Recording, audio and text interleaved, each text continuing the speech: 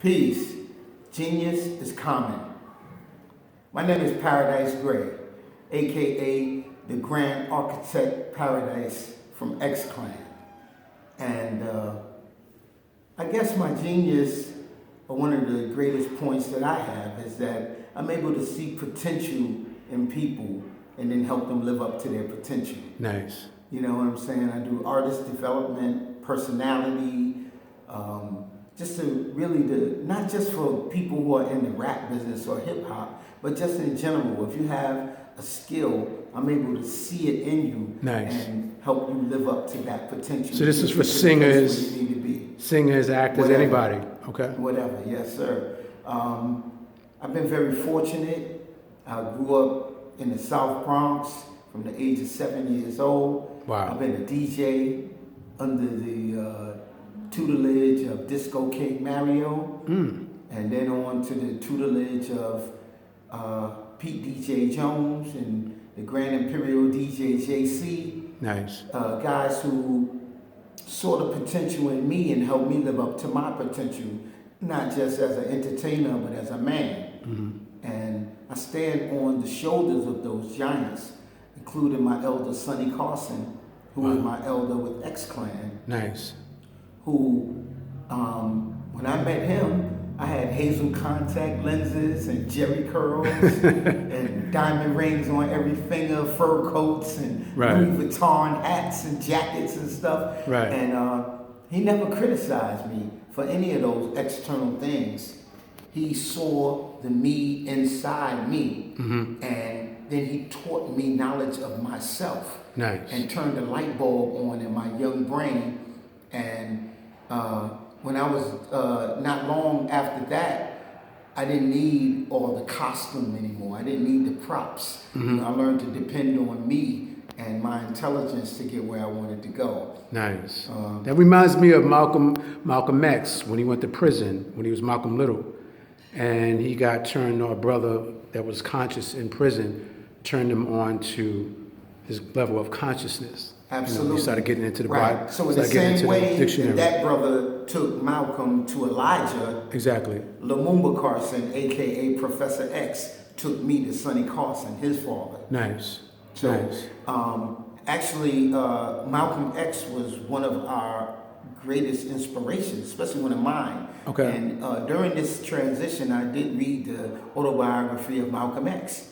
Okay. And it let me know that in spite of whatever past that I may have, that I could find my greater self as a conscious man and be a benefit to not just my community and my race, but the whole entire world community. Wow. Wow. You know what I'm saying? So that's why I say I stand on the shoulder of giants. Absolutely. You know? Well, the X-Clan has really made a big imprint in classic hip hop. And so in terms of the X-Clan, for people that don't know, what does the X-Clan mean? What does that mean, X-Clan? Or well, the X-Clan, basically, X is the unknown, the lost, and clan is family. So we're basically the lost tribe, coming back together and finding ourselves and reassembling, you know, and with like-minded individuals who didn't agree with what the state of rap was, and even more what the state of the African diaspora around the world and the poverty that we're living in and all the things that we face, how we need to unite and come together so that we can face these things as a people, not as individuals, you know?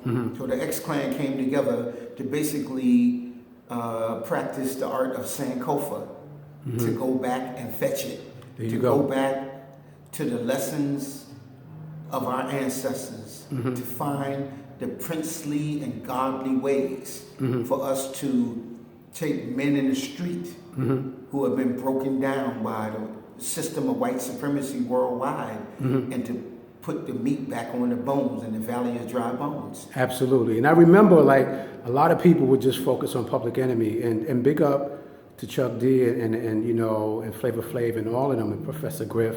You know, but a lot of people don't know that you guys were super conscious, you know, and really spreading that level of consciousness as well. You know, and you guys have really, you know, made your mark in hip hop.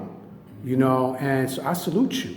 Okay, What are the names much. of the other members of the group, of the X Clan? The other members of X Clan was Professor X, the overseer, Okay.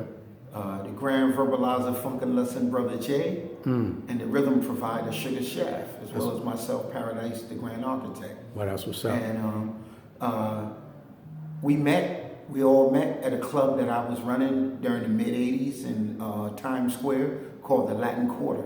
The Latin Quarter. And the Latin Quarter was an incubator of the golden era of hip hop. Absolutely. And it's interesting that you mentioned Public Enemy, but Public Enemy, KRS-One, Big Daddy Kane, Rakim, and many others who pioneered conscious hip hop, we all came from the Latin Quarter.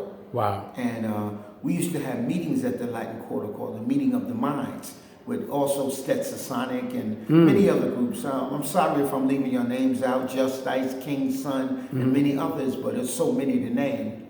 But we started having meetings at the club when the club was closed about what was going on in our community, because this was the mid-'80s. It was when New York was New Crack City. You know what I mean? So the drug dealing element, the gang banging was really prevalent and taking over not just the streets but the clubs. And they were cutting people's faces with razor blades and snatching their gold chains. I was a part of that. And we came up with we banned gold jewelry in the club, and then we banned gold jewelry in hip hop. Nice. We all came together having these meetings with Africa Bambaataa and the Zulu Nation, and many brothers from the Nation of Islam and the 5% Nation. The Gods and Earth, Nation right? of Gods and Earth now, known, but back then we called them the 5%. Nation, right? You know what I'm saying? And we also had Dr. York in those meetings, and Elder Edwin Birdsong and the Aleems, Tunde Ra and Tahaka. Right. You know what I mean? And we would all come together, KRS-One, Melly Mel, Kumo D, a whole lot of hip-hop intelligent brothers. And we changed not only the face of hip-hop in New York, but all over the world. Absolutely. Artists and people in general start taking the gold chains and diamonds off, putting on African medallions and Right. stuff. You've been doing that before it became fashionable. Now you see a lot of people. You made it fashionable. Absolutely. Absolutely. Now, you see people with the African garb that's in hip hop. Y'all been doing that. Y'all started that trend like eons ago. To do it. Wow. We want you to wear your beads, and Sure. we want you to wear natural things, because diamonds are just one rock. You know what I mean? Why do they have so much value? Because they drive an industry. You know what I mean? But there are numerous minerals and stones that are healing and spiritual.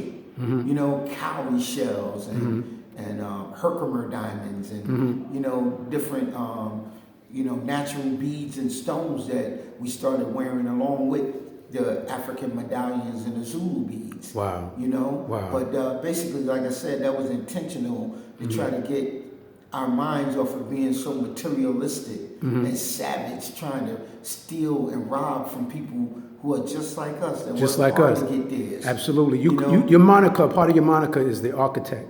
Absolutely. Can you break that down for us? Well, I actually went to school to be an architect. Wow, this is history. When I was a This kid. is history. Yeah, I went to Brooklyn Tech. Wow. And my major was architectural drafting. But the way times was, I couldn't stay in school because I had to go to work. I had to go get mine. Okay. And I dropped out of school in the 10th grade to later be known as Paradise the Architect. That is They dope. called me the architect of X-Clan and the Black Watch movement because I built the foundation. It's a blessing. That is a blessing. So how can people reach out to you for bookings like colleges, universities, high schools, middle schools? And people could just utilize your service in general. How could they reach you? Hit me up at paradisegray@gmail.com. Okay, say that one more time. Say that one more time. Paradise Gray. Paradise Gray? Yes, sir. Gray with an A. Okay. And also go to Amazon.com and pick up a copy of my new book that I just wrote and put out called No Half Stepping. The oral and pictorial history of the Latin Quarter, the incubator of the golden era of hip hop. Wow, that's huge. Well, on behalf of the Geniusiscommon movement, we want to thank you for your presentation, and God bless. Peace.